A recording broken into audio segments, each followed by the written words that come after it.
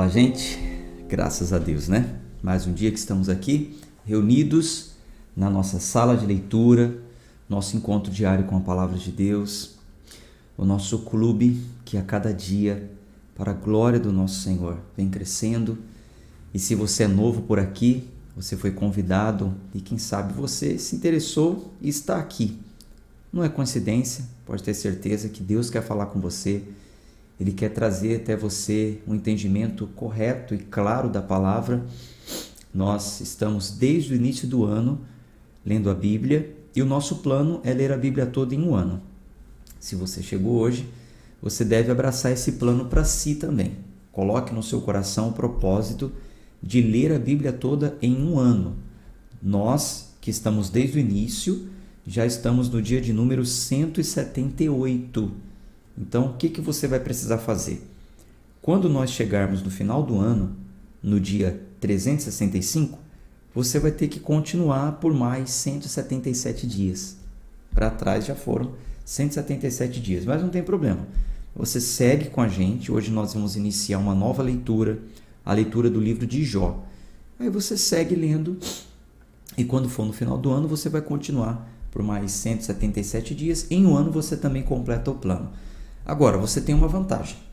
Caso você queira, você pode participar da leitura de hoje, ao vivo, ou da leitura do dia e resgatar uma.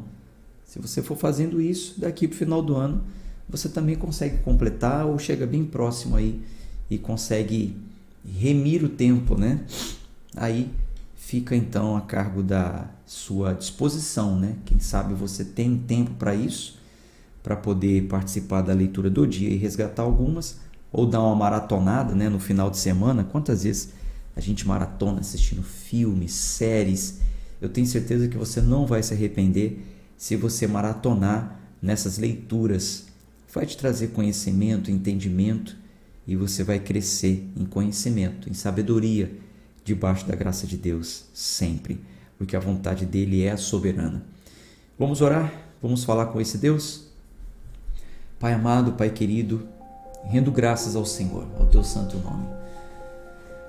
O Senhor é muito bom, misericordioso Deus.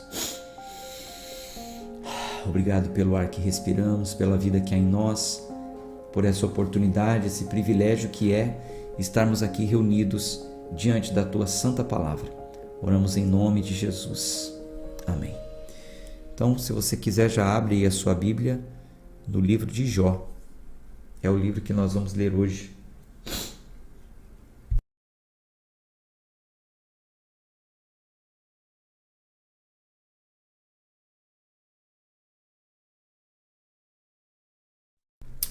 Antes de iniciarmos a leitura, sempre no primeiro dia,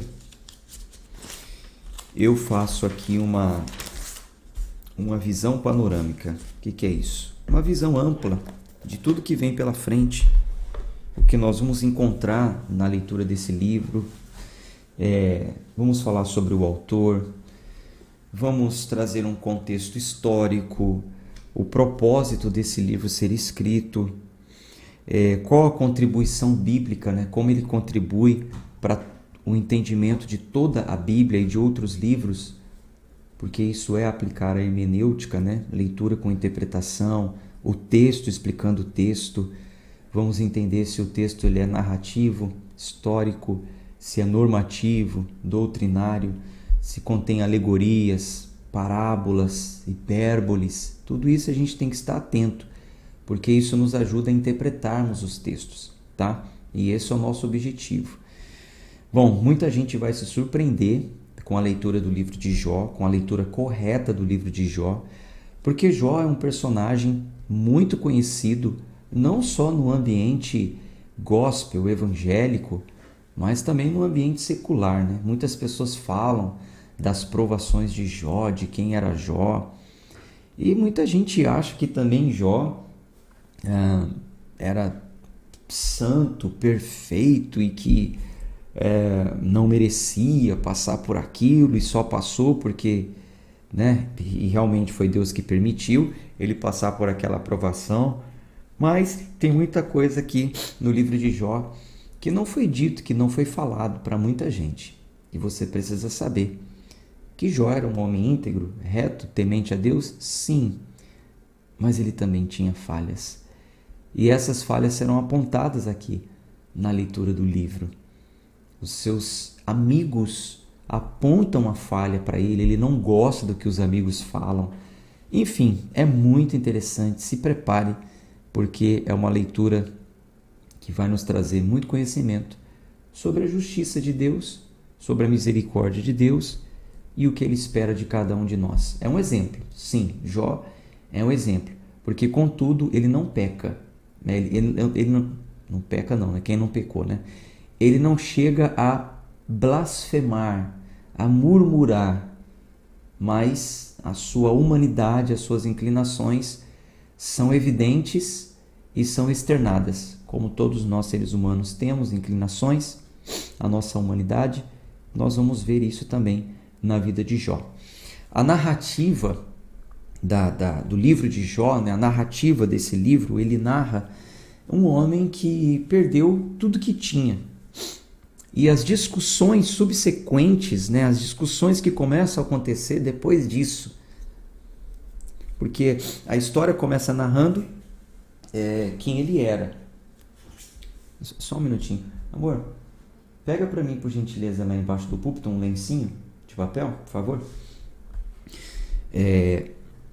A história começa falando quem ele era, em breve resumo. Um homem temente a Deus, se desviava do mal, fala os seus bens, né? Um homem muito rico e tal. E depois uma discussão que começa dali para frente. Obrigado. Dá licença.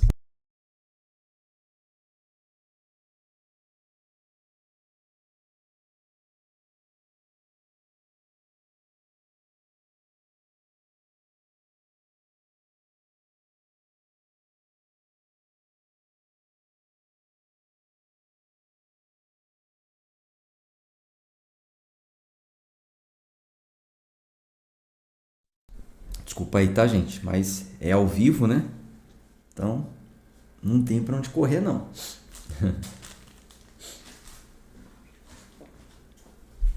O importante é estar aqui com vocês.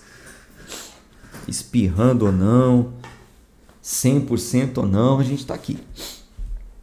Então, a narrativa da história, ela vai trazer aí a vida de Jó e as discussões. E essas discussões são temas centrais, são temas principais nesse livro. Tanto as discussões que os amigos têm com ele, que ele tem com os amigos, e a discussão que ele quer ter com Deus, né? Jó, ele deseja contender com Deus, ele deseja argumentar, ele deseja apresentar a Deus as suas razões. Aí Deus vem e coloca ele no lugarzinho dele.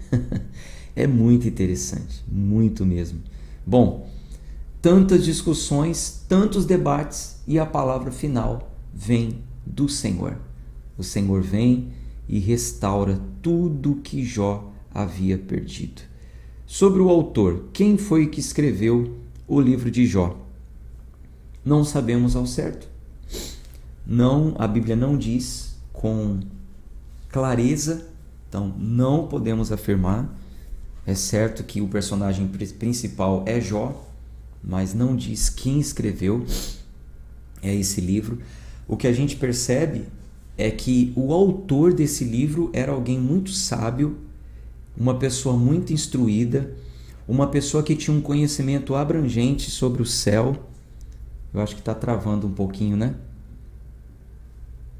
Deixa eu ver aqui, está travando aí para vocês? Para mim parece que travou aqui. Deixa eu ver.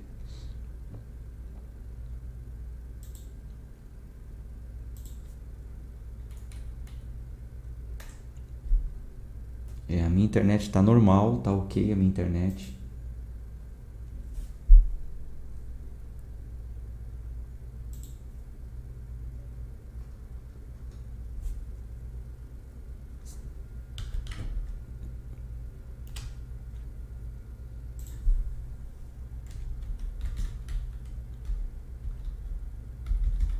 Deixa eu colocar uma mensagem aqui para vocês aguardarem.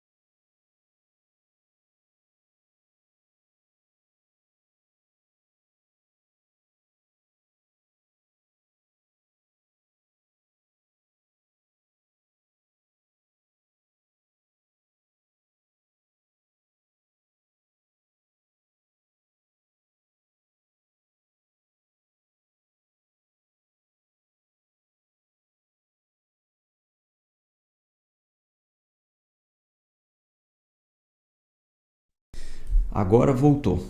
A partir de agora, voltou. Quando acontecer isso, aguardem, né? Sai do aplicativo, volta para ver se o problema é aí. Mas dessa vez não era, o problema foi aqui. Mas não foi problema com a internet, não foi problema com o computador, tá tudo ok. Foi alguma inconsistência do próprio YouTube, tá?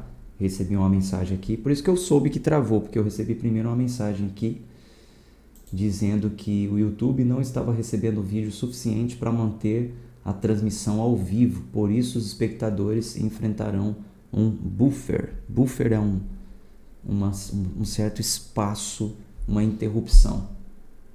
Mas agora tá ok. Para mim tá ok, para vocês também, né? Tô vendo o pessoal colocar aqui ok, voltou. Então, deixa eu fazer o seguinte, para na edição depois eu tirar esse atraso, deixa eu anotar aqui.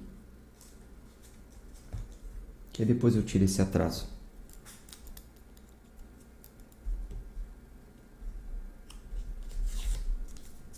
Só anotar aqui, tá? Só um minutinho.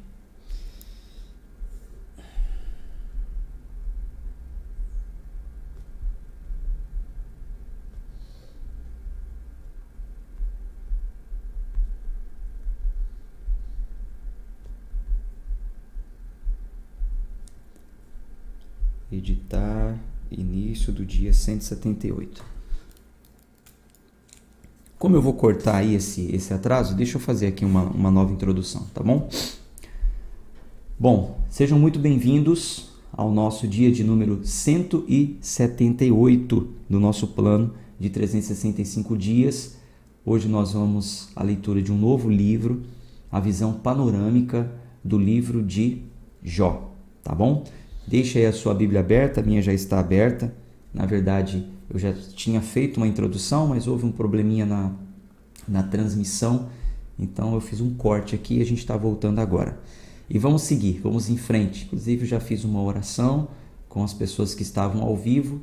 Faça aí a sua oração, sempre peça a Deus a direção antes de ler a Bíblia, tá bom?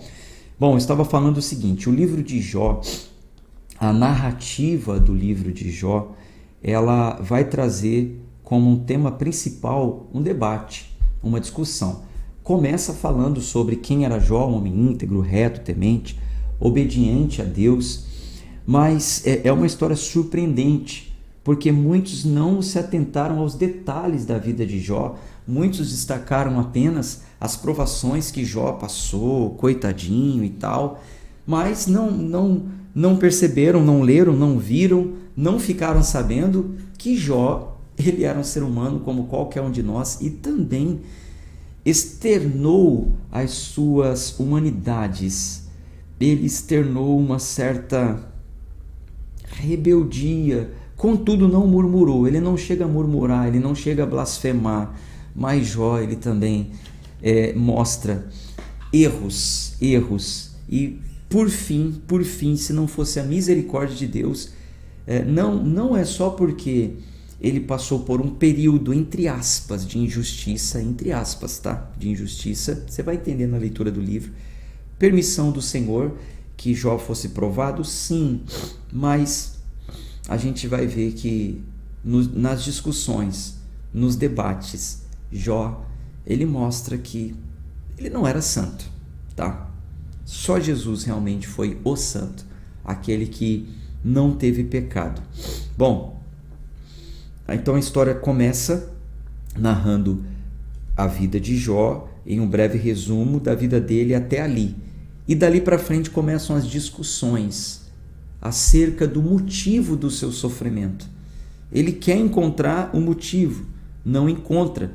Ele inclusive chega ao momento em dizer que ele não merecia estar passando aquilo ali. E nós sabemos que todos nós merecemos o sofrimento. Somos pecadores, somos corruptos, falhos. E só a misericórdia de Deus mesmo, a graça dele, para nos dar força para passarmos pelo sofrimento, para ressignificarmos o sofrimento e muitas vezes encararmos o sofrimento como uma bênção, porque ele nos faz em pessoas resilientes. Mas só realmente quem conhece a graça de Deus que consegue entender isso. Bom, no final a gente vai ver que toda discussão, todo debate ele tem uma palavra final, e a última palavra é do Senhor. Os amigos discutem com Jó, Jó discute com seus amigos, Jó quer debater com Deus, quer discutir com Deus, contender com Deus, e no final Deus vem e coloca ele no lugar dele. E depois que Jó reconhece as suas misérias, é que Deus, por fim, muda a sorte de Jó. Bom, sobre o autor desse livro, é mais um livro que nós não temos a certeza de quem escreveu. A Bíblia não diz com muita clareza, então a gente não pode ter a certeza. Traz Jó como autor principal, mas não diz que foi ele que escreveu o livro, tá? O que a gente percebe é que o escritor desse livro era alguém muito instruído, muito sábio, instruído inclusive sobre as coisas dos céus. Ele fala sobre os céus, e eu vou te mandar as referências em PDF. Ele fala sobre os céus, isso está em Jó 22, Jó 38, depois você, quando chegar ao PDF, você confere. Ele também tem um conhecimento sobre nações estrangeiras, ou seja, sobre o mundo, sobre pessoas de outras nações. Ele tem conhecimento sobre as profissões, ele vai falar sobre profissões. Ele é muito familiarizado também com as plantas, ele fala sobre as plantas, ele fala sobre os animais. Tudo isso eu vou mandar as referências bíblicas para vocês, tá bom? Ele era um homem muito sábio, muito acostumado também com a sabedoria tradicional, mas acima de tudo, ele mostra ter uma sensibilidade espiritual. Ele quem? Não é Jó. Não estou falando de Jó, não. Estou falando sobre o autor, tá? Estou falando sobre as características do autor. Alguém muito sábio, muito instruído, e alguém com uma sensibilidade espiritual. Ele entende das coisas do mundo espiritual. A gente percebe isso na escrita desse livro, na narrativa desse livro. Sem dúvida, era um israelita. Por quê? Por causa do uso frequente do nome, do nome que o Senhor se apresentou. Deus se apresentou como Yahvé no pacto que ele fez com Moisés, né? No início com Abraão, no pacto que ele fez com Abraão, ele não diz o seu nome, ele diz apenas que ele era o Senhor de promessas, né? Eu já expliquei para vocês isso, as diferenças do nome de Deus nas leituras anteriores, tá? E quando ele se revela para Moisés, Moisés fala, e quando perguntarem qual o seu nome, o que eu falo? E aí ele fala, eu sou o Senhor que faz. Eu não sou apenas aquele Senhor que promete, que tinha prometido para Abraão, mas eu sou o Senhor que faz. Eu serei visto através dos meus sinais. Isso é toda a explicação do significado do nome Yahvé, quando aparece a primeira vez na Bíblia, e eu já expliquei isso para vocês, e vocês têm notas também, né, nos PDFs anteriores. Um contexto histórico do livro de Jó. Bom, a história se passa no período patriarcal. Apesar do livro de Jó estar aqui na sequência, quando a gente pega aqui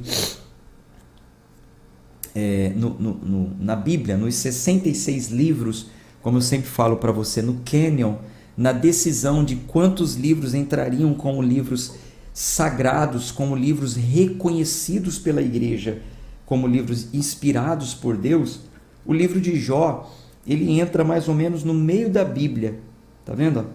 Mais ou menos no meio da Bíblia. Mas se fosse em ordem cronológica, o livro de Jó estaria no comecinho.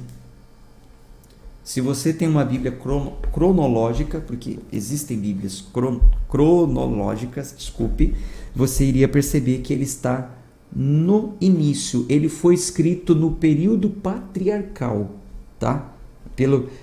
Pela narrativa, pelas histórias contadas e pelos escritos originais. Então, ele consta que foi escrito no período patriarcal, no tempo ali dos patriarcas, sabe? De Moisés. No tempo de Moisés é que foi escrito esse livro paralelamente, uma história contada desde aquela época para as pessoas. Mas entrou aqui na Bíblia Sagrada, como nós conhecemos, estamos mais habituados com essa sequência de livros, o livro de Jó entrando antes do livro de Salmos, por ser um livro narrativo, onde muitas pessoas só iriam entender a história de Jó, o jeito de Deus trabalhar, depois de ouvir a história de Moisés, como Deus se apresentou, por que ele foi chamado ou se apresentou como Yahvé, enfim. Se começasse por Jó, talvez as pessoas não entenderiam. Eu acredito que esse foi um dos debates, né, que aconteceram quando foi decidido onde entraria, onde se encaixaria o livro de Jó. Talvez seria realmente muito estranho a Bíblia, ao invés de começar por Gênesis e Moisés, já começar dizendo Gênesis e antes de toda aquela história de Moisés, já falar de Jó. Talvez ficaria meio difícil aí o entendimento. Então, um contexto histórico, historicamente falando, trago para vocês essa informação de que ele foi escrito no período patriarcal. Por isso que você vai ver aqui, ouvir quando nós estivermos lendo, que a riqueza de Jó consistia na posse de gados e servos, porque no período patriarcal é assim. Quando a gente ouve falar da riqueza de Salomão, já não ouvimos tanto essas coisas, nós ouvimos falar sobre o ouro, sobre as terras, sobre os reinos, e já passamos pela leitura de Salomão. Então, não faz muito sentido exaltar as riquezas de Jó em um tempo depois de Salomão, se realmente ele tivesse vivido depois de Salomão, em dizer Jó ele era um homem muito rico porque ele tinha muito gado, muitas cabeças de gado. Não se falava mais assim nessa época, após Salomão, após os juízes, após os reis, né? Não se dizia mais assim. Falava-se sobre as vestes reais, os palácios, as terras, a quantidade de azeite, de vinho, de ouro no palácio e tal. Mas o livro de Jó você vai ver que é um tempo onde não tinha palácios. É um tempo onde as casas onde eles se reuniam, inclusive, eram casas um pouco mais frágeis, né? Você vai ver que a ventania, uma tempestade derrubou a casa, enfim. Realmente é um tempo primitivo, o tempo em que viveu Jó, assim como os outros patriarcas do Antigo Testamento. Nós vamos ver que Jó, ele desempenhava as funções sacerdotais. A gente vai perceber que Jó, ele foi escrito, ele viveu em um período patriarcal, porque Jó, ele mesmo exercita o sacerdócio. O sacerdócio, ele só foi exercitado pela pessoa no período patriarcal. Por exemplo, Abraão, ele mesmo apresentou sacrifícios a Deus, levantou altares. Moisés apresentou sacrifícios a Deus, levantou altares. Agora, depois que se instituiu o sacerdócio levítico, a partir dali, só a tribo de Levi, só vindo da tribo de Levi, é que sacerdotes poderiam apresentar sacrifício. Se alguém quisesse apresentar um sacrifício a Deus, esse alguém precisaria ir até onde está o sacerdote, o tabernáculo, depois o templo, tá? E a gente vai ver aqui que Jó, ele mesmo praticava, exercitava o sacerdócio. Ele mesmo apresentava sacrifícios a Deus em favor da sua família. Mais uma comprovação de que ele viveu em um período patriarcal, muito antes ali, mais ou menos encostado no tempo de Moisés. Após Abraão, né? Porque é a partir de Abraão que entra o pacto, que entra essa prática, né? de apresentar sacrifícios de justificação, entre aspas, tá? Justificação temporária. Naquele tempo, o sacrifício justificava, aproximava pessoas, e nós sabemos que poderia se apresentar sacrifícios em favor de alguém, em favor de um familiar, por exemplo, para expiação de pecados, e é o que Jó fazia, né? De contínuo, Jó apresentava sacrifícios em favor dos seus filhos, para proteger os seus filhos. Eu vou abrir aspas novamente, porque o sacrifício não protegia, tanto é que depois os filhos vão morrer, né? Não faz sentido. Era uma demonstração temporária, né? de graça, de aproximação, uma ilustração do que o sacrifício real faria, né? Que foi o sacrifício de Jesus. Tá? Era uma tipificação, uma sombra do que aconteceria no futuro. Tá? Eu até expliquei isso muito naquela série de lives, na primeira temporada da série de lives que eu fiz, falando sobre a graça de Deus no Instagram. Em breve a gente vai fazer aí a segunda temporada, eu comunico vocês. Tá? Bom, como também os patriarcas, Jó ele vive bastante. A gente vai perceber aqui que ele vive por volta de 100 anos. 100 anos. Geograficamente, Jó ele viveu ali na região da Península Arábica, na terra de Uz, a mesma terra, mais ou menos ali por onde vivia Abraão, tá? Na terra de Uz. Isso está escrito em Jó, capítulo 1, versículo 1. A gente já vai ler isso juntos já já. Próximo ali também a terra de Edom. Enfim, naquele período realmente antigo, antes da formação das 12 tribos, né? Das 12 tribos ali de Israel.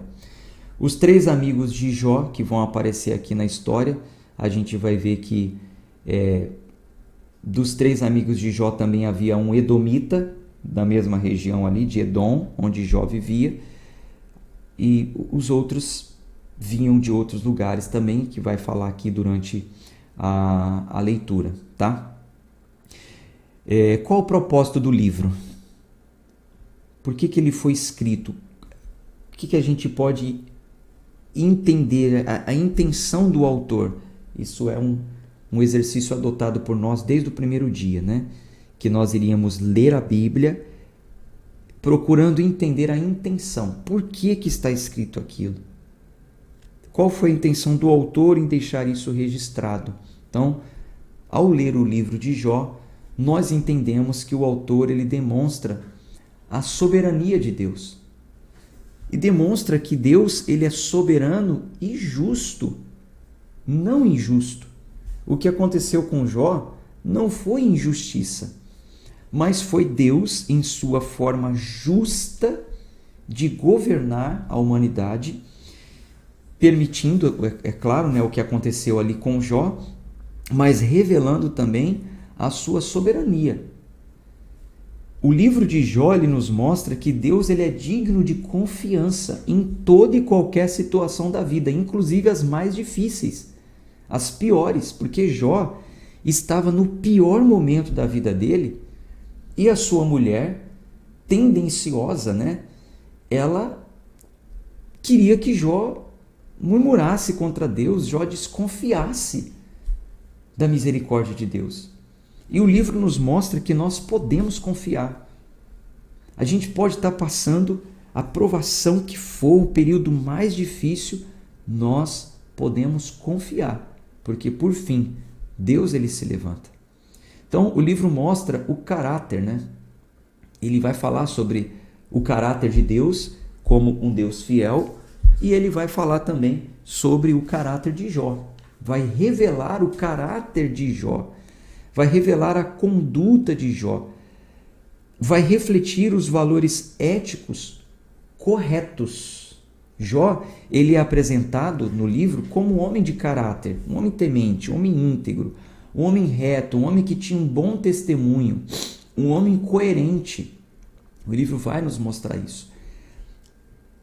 Ao discutir a situação de Jó, quando os amigos vão até ele e aí começam a discutir a situação dele, né? Por que Jó está assim? Por que Jó está nessa situação? Um dos amigos, chamado Eliafaz, sugere que o caráter de Jó é irrepreensível e que isso poderia ser útil. Entendo o que eu estou te falando. Deixa eu tentar explicar isso para vocês de uma forma assim mais clara. Vamos lá. Jó, ele está passando por um momento terrível. Perdeu os filhos, perdeu os bens, perdeu a saúde, não 100% porque estava vivo, mas situação que ele vivia, né? A vontade que ele tinha era de morrer diante daquilo que ele estava vivendo. Aí os amigos vão até ele e começam a discutir. Por que Jó está nessa situação? O que aconteceu de uma hora para outra? Um dos amigos fala o seguinte: Jó, isso vai estar lá no capítulo 4 de Jó. A gente vai ler junto. Um dos amigos fala o seguinte: mas espera aí, Jó é um homem íntegro, Jó é um homem bom, Jó é um homem reto. E isso teria que ser contado ao seu favor. Ele não poderia estar passando por isso. Ou, porque ele é uma pessoa reta, uma pessoa íntegra, então ele tem que sair dessa situação, ele merece sair dessa situação. Esse é Elifaz. Um outro amigo chamado Bildade, lá no capítulo 8, ele vai entrar na discussão e vai falar: eu não tenho tanta certeza disso não.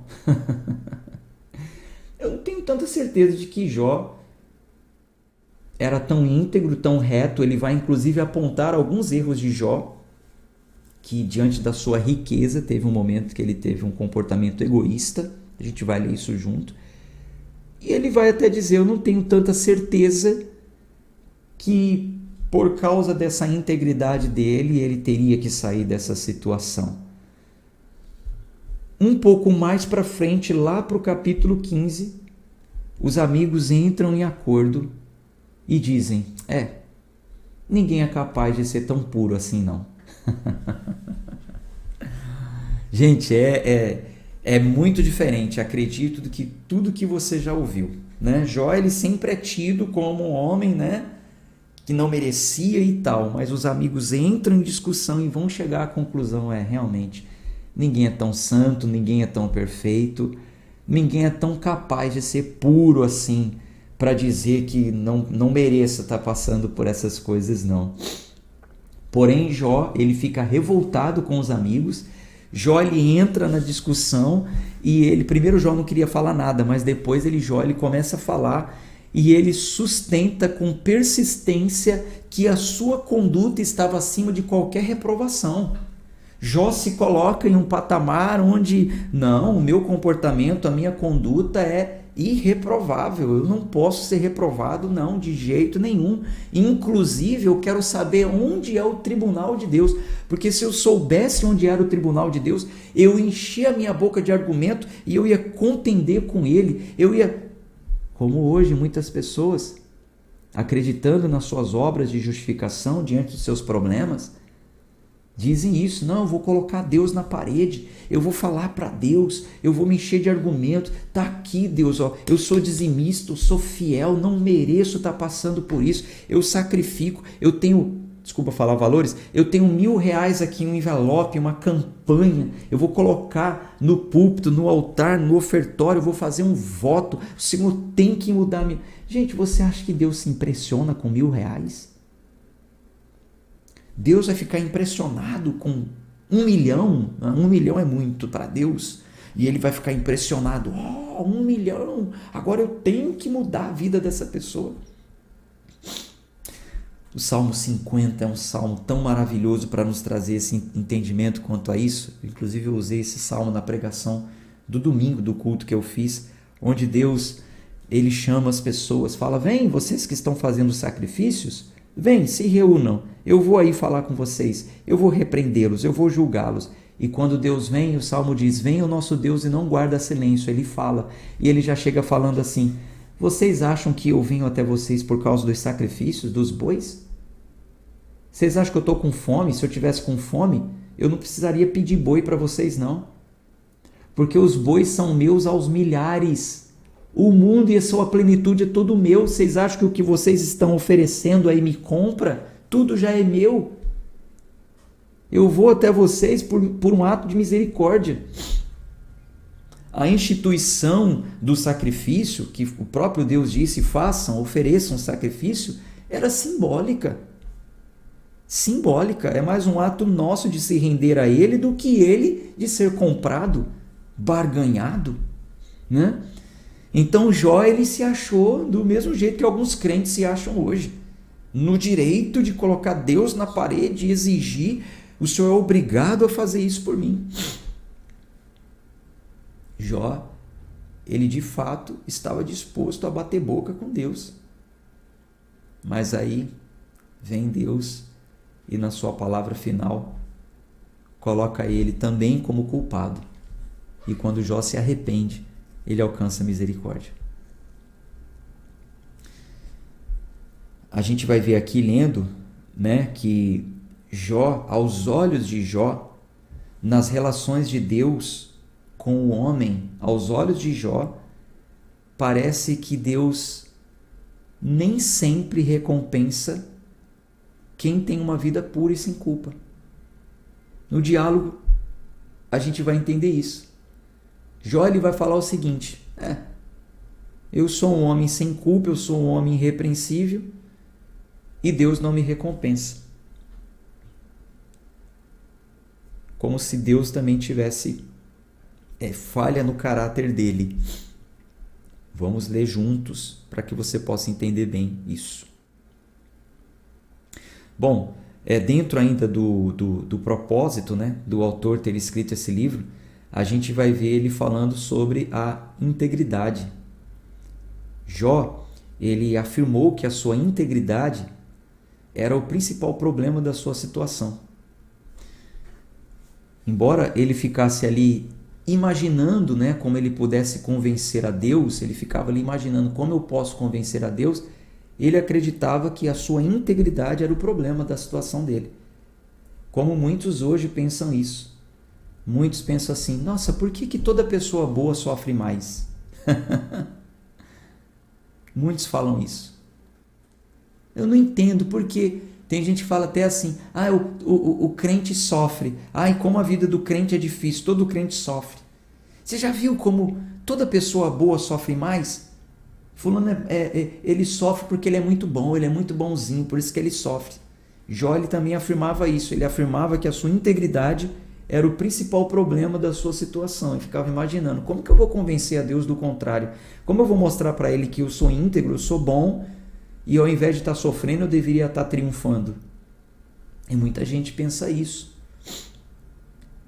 Mas não consegue enxergar de uma forma ampla e de fora que não são só os bons que sofrem. São bons, são maus, é rico, é pobre, não importa. Todos passam por aflições, todos passam por situações adversas.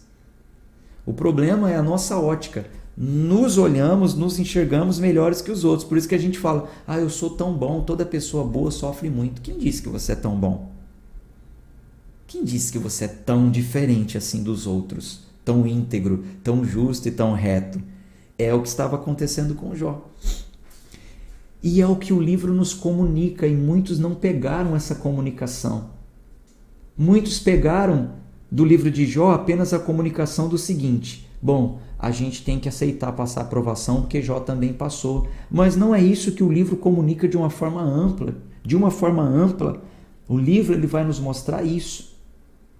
Que todos podem passar por provações. Todos, não é só Jó, ou não só ao nível de Jó.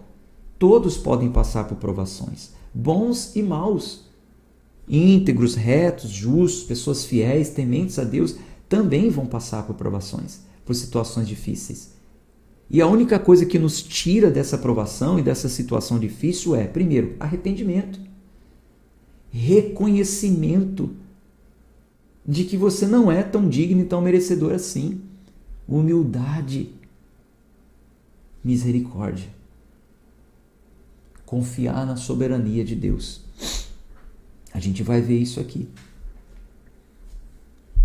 Para um amigo de Jó chamado Eliú, o erro de Jó estava em não ver a retidão inerente a Deus.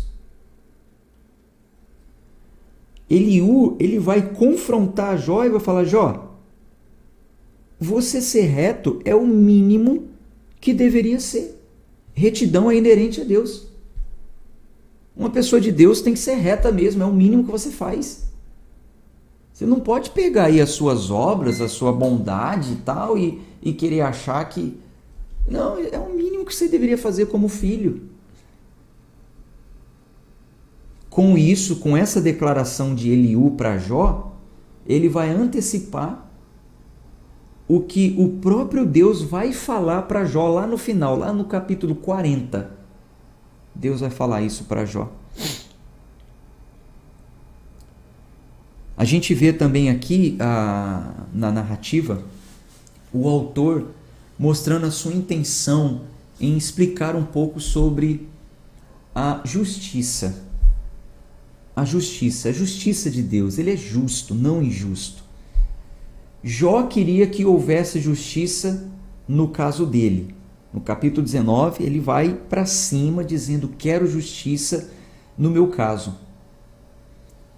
E ele nesses debates, nessas discussões, nessas contendas, a gente vai vendo o livro em uma crescente, como se realmente fosse tudo injustiça e tal, e depois aquilo vai se revertendo quando os amigos, bem, com entendimento esclarecido, começam a contender e mostrar que a coisa não era bem assim, e por fim, Deus, ele mostrando que o que estava acontecendo com Jó não era injustiça. Não era que Deus estava cometendo uma injustiça com Jó. Jó merecia passar por aquilo. E por misericórdia, ele vinha avançando, vinha crescendo, vinha tendo do bom e do melhor. E por um período, é como se Deus retirasse, sabe, por um instante, a graça dele, o favor imerecido, e deixasse, permitisse, que ele sofra os flagelos que todo ser humano deve sofrer, pode sofrer, por ser quem é, por vir de quem veio, do Adão caído, corrompido. E por fim, é a misericórdia de Deus que traz ele novamente a um estado de paz. Então Jó, ele se vê como injusto, como algo injusto que está acontecendo com ele. Ele havia renunciado à injustiça, ele não aceitava que aquilo não fosse injustiça na vida dele. Ele achava que Deus nem sempre estava tratando ele com justiça. A gente vai ver isso no capítulo 14. Não, Deus não está tratando comigo de forma justa, não. Então, ele quer apresentar o caso dele diante de Deus, porém o livro mostra que ele não tem ideia de como isso poderia ser feito, ele não sabe onde é o tribunal, onde ele poderia falar isso para Deus. Mas a ideia formada na mente de Jó até então é essa: eu sou reto, eu sou bom, eu não merecia estar passando por isso, Deus está sendo injusto comigo. E eu quero falar isso para Deus. E ele não sabia como fazer isso. Só que a justiça de Deus, ela é revelada. A justiça de Deus, ela é revelada na forma como ele administra o universo, o mundo, na forma como ele administra os relacionamentos humanos.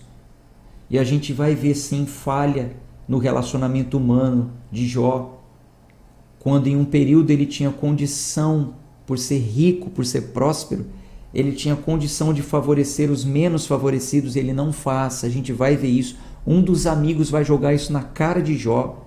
Lembra, Jó, que quando você estava em uma condição boa, teve uma cena que você poderia fazer o bem para uma pessoa e você não fez, só porque não era um conhecido seu, só porque não era um próximo seu?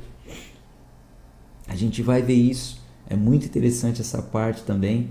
Então Deus, ele está administrando com justiça, ele está vendo o que está acontecendo, ele permite certas situações para ajustes, dos relacionamentos humanos. Somente Deus tem essa sabedoria, esse poder necessário para administrar, para governar o universo em perfeita harmonia e justiça. Só Deus. Porque a gente olha as situações de fora e muitas vezes a gente fala assim: tadinho, ele não merecia estar passando por isso. A gente conhece pessoas, a gente olha e fala assim: poxa, fulano não merecia estar passando por isso. Mas, meu irmão, minha irmã, só Deus sabe. Só Ele que está lá de cima vendo tudo, com uma sabedoria tão grande para administrar. Quem vai passar por isso, quem vai passar por aquilo, esse período para essa pessoa, esse período para só Ele. Ele tem a sabedoria para administrar em perfeita harmonia a sua justiça. A harmonia que eu digo é porque em alguns momentos são tribulações, em alguns momentos são realmente fases difíceis, em outros momentos paz, abundância, tranquilidade, mas faz parte da harmonia da justiça de Deus e não de injustiça. Então, em vez de defender a sua própria justiça, Jó precisaria entender que a integridade é essencial. Ter uma vida íntegra, ter uma vida reta é essencial para uma pessoa de Deus. Então, ao invés de querer ficar se defendendo, com justiça própria, entenda que ser íntegro, ser reto, é o mínimo que eu tenho que fazer mesmo. É o mínimo. E Deus, Ele é íntegro. Deus, Ele é reto. Deus, Ele é justo. E Ele é quem governa o universo. Devemos nos submeter à sua vontade. Só no final, só quando Jó entende isso, que é lá no capítulo 42, que ele vai experimentar a justiça de Deus. Ele vai entender tudo o que aconteceu comigo realmente é justo. E aí ele vai ver a misericórdia se manifestando na vida dele. Esse livro, ele contribui muito para a Bíblia, para a gente entender as outras coisas que acontecem ali nos livros da Bíblia. Ele nos ensina que o sofrimento ele acomete todas as pessoas, quer sejam justas, quer sejam pessoas injustas.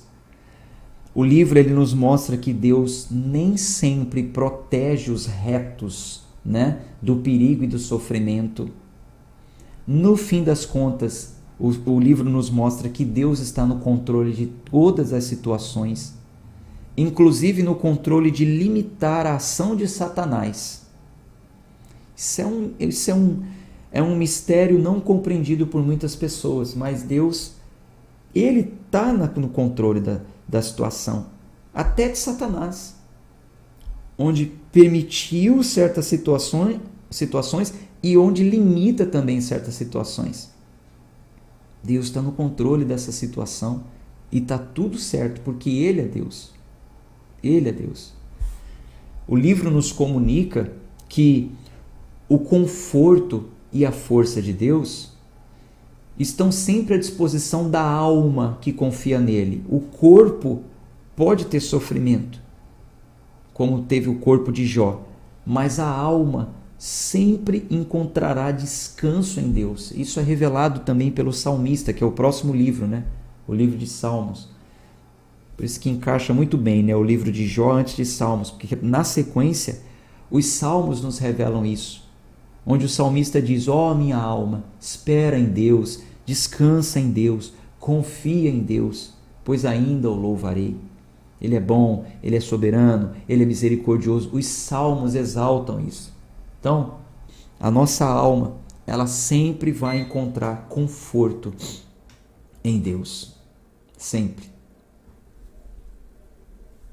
A gente vê que o livro de Jó não tem assim o problema do sofrimento como uma coisa central. Na verdade, o livro de Jó ele dá mais atenção ao comportamento do homem que sofre diante do Deus soberano.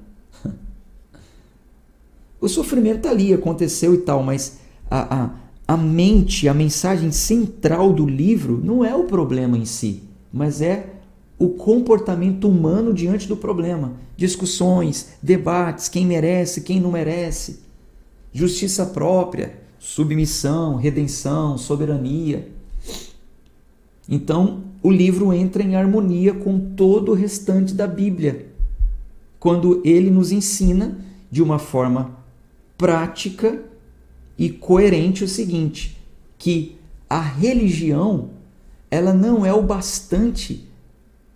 A religião, ela não é suficiente para pôr fim no sofrimento. Vou repetir isso. Por que a religião? Eu precisaria falar para vocês sobre religião e religiosidade de uma forma mais profunda para você entender, mas eu vou falar aqui em poucas palavras. Acredito que você vai compreender. Religião. A palavra religião no original vem do religare. Religar. Religião. Religar. Religa um homem natural a um ser sobrenatural. Então existem várias religiões no mundo, várias formas de religar, né? Qual é a nossa religião? A nossa religião nós somos religados a Deus através de Cristo. Por isso eu digo nós, que eu acredito que você que está aí do outro lado crê em Cristo. Nós somos cristãos, a nossa religião é Cristo, somos religados a Deus através de Cristo. Como era a religião no passado? Como era a religação no passado? Através das práticas sacrificiais. O homem apresentava um sacrifício a Deus e aquele sacrifício aproximava o homem de Deus. Mesmo o homem sendo pecador, o pecado era transferido para aquele animal que era morto, etc. e tal, apontando para o que Cristo iria fazer. Então Jó, ele era um homem religioso. Ele apresentava sacrifícios a Deus. A gente vai ver isso logo no primeiro capítulo.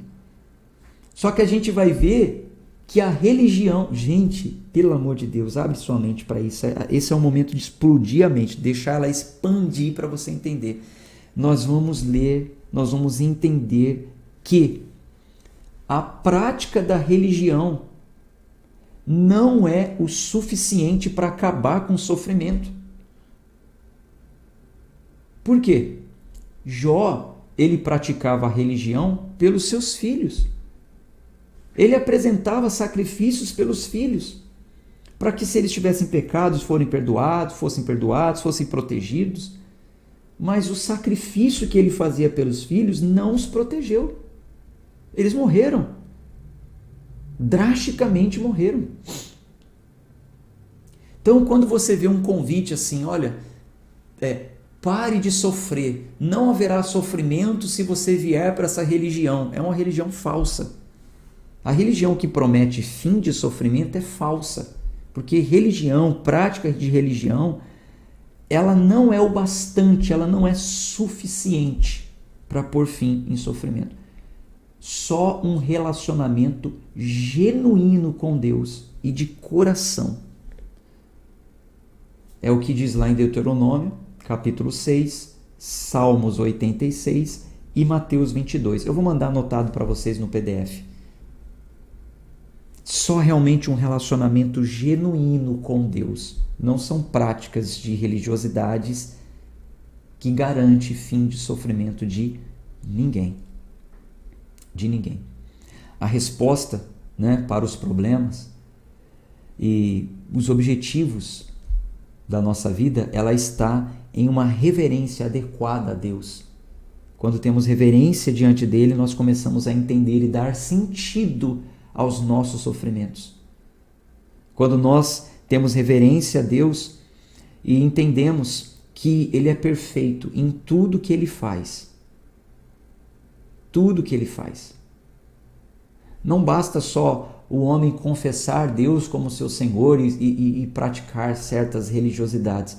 O homem precisa de fato entregar o tudo a ele, toda a sua vida, não no sentido de práticas religiosas, mas toda a sua confiança e deixar que Deus verdadeiramente dirija a sua vida em todas as áreas. Aí ele vai descobrir que Deus é suficiente. Quando o apóstolo Paulo chega diante de Deus em suas orações e fala: Senhor, tira de mim esse espinho na carne, tira de mim. Ele suplicou 3 vezes e Deus falou o quê? Paulo, a minha graça te basta, fica tranquilo. Eu estou dirigindo a sua vida e esse sofrimento, esse espinho, faz parte da sua formação de caráter. Você precisa dele para que você não se exalte, que você não ache que você é melhor do que os outros. É o que diz o contexto dessa passagem, onde fala sobre o espinho na carne de Paulo. Bom, espero que vocês tenham entendido que o livro de Jó, ele é um livro que precisa ser lido com muita atenção. Talvez a gente até demore um pouco mais. Existem coisas, textos que nós vamos ter que trazer para interpretações. Mas essa visão panorâmica já abre o seu entendimento e eu tenho certeza que já te prepara para o que virá aí na frente, tá bom? Só para dar um gostinho, vamos ler hoje o capítulo 1? Só um capítulo. Vamos ler o capítulo 1 aqui do livro de Jó. Coloque aí nos comentários o que você achou dessa visão panorâmica. Interessante, reveladora, esclarece, realmente contribui, porque o livro contribui muito para o entendimento da Bíblia, né? De uma forma ampla. E para a vida, as coisas da vida. Vamos lá. Jó, capítulo 1. Vocês estão vendo como ler a Bíblia para ter um entendimento exige de nós realmente um esforço, um empenho, a prática desse exercício que é a hermenêutica. Não é só sair lendo, né? A gente precisaria entender todos esses contextos, o propósito do livro. A gente realmente tem que se esforçar. Ana Moreno, lá de Portugal, colocando aqui, obrigado pela explicação. Sempre tinha entendido errado a vida de Jó. Isso que nós nem lemos ainda, só foi a visão. Esclarecedora, nunca tinha ouvido falar dessa forma. Bom, vamos à leitura. Houve um homem na terra de Uz, cujo nome era Jó. E aquele homem era perfeito e íntegro, e alguém que temia a Deus e afastava-se do mal. E nasceram-lhe 7 filhos e 7 filhas. Sua posse também era de 7.000 ovelhas, 3.000 camelos, 500 juntas de bois, 500 jumentas e muitíssimos os seus servos, de modo que este homem era maior do que todos os homens do Oriente. E os seus filhos iam e festejavam em suas casas, cada um no seu dia, e mandavam chamar as suas 3 irmãs para comerem e beberem com eles. Então, cada dia os irmãos se reuniam na casa de um. Hoje vai ser lá na casa do irmão fulano. Os irmãos e irmãs iam para lá. Versículo 5.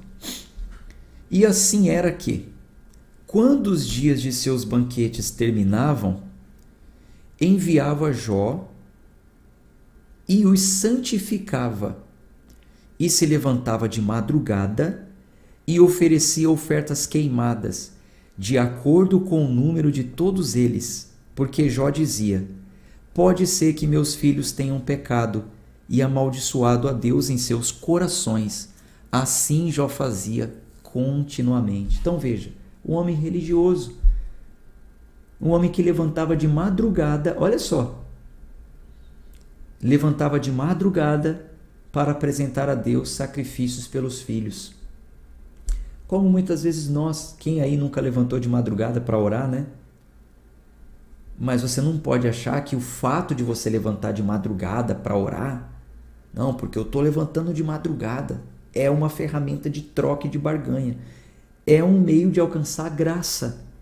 É um meio de alcançar graça. Não porque é de madrugada, você pode orar em qualquer horário, né? De madrugada a fila não é menor, como muitos dizem. Não tem nada a ver esse negócio de fila. Deus não trabalha com meritocracia. Quem chega primeiro leva. Não, a fila é menor. Vai distribuir tal coisa. Aí as pessoas vão de madrugada para ser o primeiro da fila e receber. Com Deus não é assim não, gente. Não é isso que a Bíblia diz. Pelo amor de Deus, não caia nessas coisas. A madrugada diz mais sobre nós do que sobre Deus. Sobre nós estarmos com a nossa mente aliviada, né, desprendida de outras coisas, de televisão, de entretenimento, das coisas do dia a dia. Levantar de madrugada com a mente tranquilinha é muito bom. Orar, se derramar, buscar graça. Jó, de madrugada, apresentava sacrifícios a Deus pelos seus filhos. Versículo 6. Ora, houve um dia em que os filhos de Deus vieram apresentar-se diante do Senhor. Satanás veio também entre eles. O que você entende desse versículo 6? Coloque aí nos comentários. Houve um dia em que os filhos de Deus vieram apresentar-se diante do Senhor. Satanás veio também entre eles. Quem eram os filhos de Deus que foram se apresentar diante do Senhor?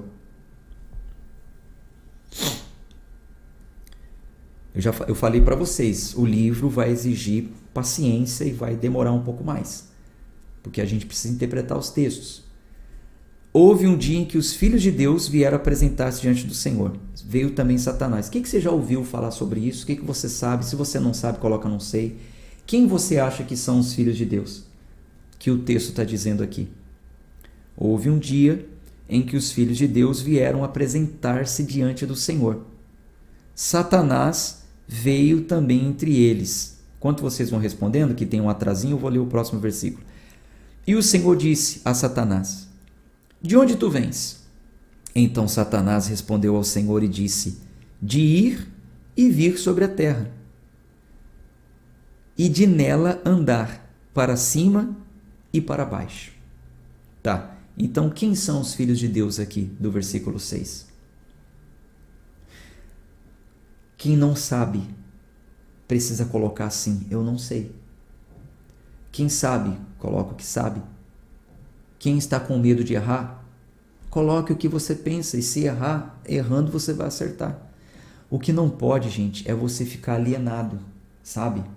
E um dos exercícios para você vencer a alienação é quando não saber dizer, não sei. Porque quando você fica assim calado e alguém está te falando alguma coisa e você não está acreditando muito naquilo, aquela pessoa vai te manipular e vai dizer: ó, tá vendo? Ele não sabe e está achando que sabe, então eu vou falar para ele que isso é verdade e pronto. Não, você, quando é assim, você tem que falar: peraí, eu não sei, não estou entendendo muito bem isso aí que você está falando, não, eu não sei. Me explica melhor. Já viu aquele negócio do quem cala consente? Então, você precisa fazer isso aí, é um exercício para vencer a alienação, tá? Os filhos de Deus aqui não são os homens. Sabe o que eu já ouvi dizer? Olha só, por que você tem que ter o entendimento? Eu já ouvi dizer o seguinte: olha, houve um dia em que os filhos de Deus vieram apresentar-se diante do Senhor. Satanás veio também entre eles. Eu já ouvi um pregador dizer assim: tá vendo? Todas as vezes que nós vamos orar, que quando nós nos colocamos diante de Deus, que nós somos os seus filhos, Satanás também vem. Todas as vezes que os filhos de Deus vão orar, vem Satanás. Então, por isso que você precisa, quando vir diante de Deus, amarrar o diabo, enfim, aí começa um monte de conversa infundada. Gente, quando o texto diz aqui, ó, ora, houve um dia em que os filhos de Deus vieram apresentar-se diante do Senhor, o que nós temos que entender? Quando esse livro foi escrito? Em que época? Por isso a visão panorâmica. Por isso a gente já entra em um livro procurando entender quando foi escrito, quem foi o seu autor, para que ele escreveu, qual era o linguajar usado naquele tempo. Essa aqui era uma forma antiga de falar sobre os anjos, sobre as criaturas celestiais. Isso aqui não é um encontro de oração de homens, isso aqui não é uma igreja reunida. Isso aqui foi escrito em um período patriarcal, onde, quando os anjos apareciam para as pessoas, você já leu comigo na Bíblia, os anjos apareciam para as pessoas em forma de homem. Você lembra quando 4 homens foram falar com Abraão? Dentre os 4, 3 eram anjos e 1 era o Senhor? Nós lemos isso já. Vocês se lembram que lá em Daniel, no capítulo 3, quando Daniel foi lançado na fornalha de fogo, Nabucodonosor, do lado de fora da fornalha, ele olha e fala assim: peraí, Daniel, quando em Daniel, mas não foi Daniel que foi lançado, né? Foi Sadraque, Mesaque e Abidnego, né? Está escrito em Daniel. Daniel foi lançado na cova dos leões. Sadraque, Mesaque e Abidnego, em Daniel capítulo 3, diz que eles foram lançados na fornalha de fogo. Nabucodonosor, do lado de fora, ele fala: peraí, nós não lançamos 3? Por que eu estou vendo 4? E o quarto homem, ele é semelhante ao filho dos homens, ele é semelhante a um homem. e era um anjo. Então, um anjo, ele é tido como um filho de Deus, é uma criatura de Deus, é um ser celestial. Então, a cena narrada aqui indica que os filhos de Deus são os anjos. Por quê? Porque eles foram criados por Deus, a sua imagem e semelhança, com poder, com dignidade, com santidade, a mesma feição, né? A mesma feição. A Bíblia fala que eles tinham essa feição de um homem, mas eram filhos de Deus. Tanto é que no versículo seguinte diz: e o Senhor disse a Satanás: de onde vens? E Satanás respondeu: eu vim da terra. Então, esse encontro aqui dos filhos de Deus não foi na terra. É um ambiente celestial, é uma assembleia celestial, onde estavam ali os anjos para ouvirem a Deus. Satanás vem da terra, não foi um encontro na terra. De onde você vem? Vim da terra. Estava andando lá e para cá. Então, esse encontro, esse cenário, esse ambiente aqui é um ambiente celestial. A Bíblia diz que Deus reúne os seus anjos para ouvirem a sua voz. Isso está lá em Zacarias, capítulo 3. Vou até ler aqui, Zacarias, capítulo 3. Eu vou mandar as anotações para vocês, tá? Fiquem tranquilos que vai chegar. Para vocês conferirem, vai chegar. Zacarias, capítulo 3, versículo 1, diz assim, ó. E ele me mostrou Josué, o sumo sacerdote, posicionado diante do anjo do Senhor, e Satanás de pé, à sua direita, para se lhe opor. Peraí, desculpa. Vamos lá no Salmo 30. Depois eu vou ler Zacarias. Desculpa. Salmo 130. Quero falar primeiro da Assembleia dos Anjos. Salmo 130, versículo 20. 130, versículo... Oh, meu pai, peraí que não está... É 103. 103. Por isso que eu estou vendo que não está abrindo aqui. Aqui, agora sim. Salmo 103, versículo 20. Ó. Bendizei ao Senhor todos os seus exércitos, vós, seus ministros, que escutais o seu deleite. Então, todo o exército de Deus escutam o seu deleite. Todo o exército de Deus são seus ministros, ouvem a sua voz, ouvem o que Deus fala. Então, em uma assembleia, em uma reunião de anjos, onde anjos se reúnem para ouvir a Deus, veio também Satanás. Por quê? Porque Satanás também comparece nessa assembleia, mas não porque ele é convidado, não porque Deus fala, vou reunir os anjos, e Satanás tem que estar nessa reunião. Não. Satanás, ele se aproxima para querer se opor de alguma forma. Para querer se opor, para querer impedir de alguma forma. E isso está lá em Zacarias. Agora sim, vamos lá em Zacarias. Isso está em Zacarias, no capítulo 3. Ó. E ele me mostrou Josué, o sumo sacerdote, posicionado diante do anjo do Senhor, e Satanás de pé à sua direita para se lhe opor. E o Senhor disse a Satanás: o Senhor te repreenda, ó Satanás. O Senhor, que escolheu Jerusalém, te repreenda. Não é este um tição tirado do fogo? Ora, Josué, vestido de roupas sujas, estava em pé diante do anjo. Tá, essa visão aqui de Zacarias a gente vai falar depois, tá? Quando a gente estiver lendo o livro de Zacarias. Mas em uma visão, Zacarias ele viu isso. O anjo do Senhor e Satanás se aproximando para se opor. Por isso que ele se aproxima, com o objetivo de se opor. Então, neste dia, Jó, capítulo 1, versículo 6... um dia em que os filhos de Deus, os anjos, se reuniram diante de Deus, veio também Satanás. E Deus, de onde você vem, Satanás? Eu vim de rodear toda a terra. Versículo 8. E o Senhor disse a Satanás: tu consideraste o meu servo Jó? Que não há ninguém como ele na terra, homem perfeito e íntegro, e que teme a Deus e se afasta do mal? Então Satanás respondeu ao Senhor e disse: acaso Jó teme a Deus por nada? Tu não fizeste uma cerca sobre ele, sobre sua casa, e sobre tudo que ele tem por todos os lados? Tu não abençoaste o trabalho de suas mãos e suas posses aumentam na terra? Mas estende a tua mão agora e toca tudo que ele tem, e ele te amaldiçoará diante da tua face. Satanás, ousado, astuto, né?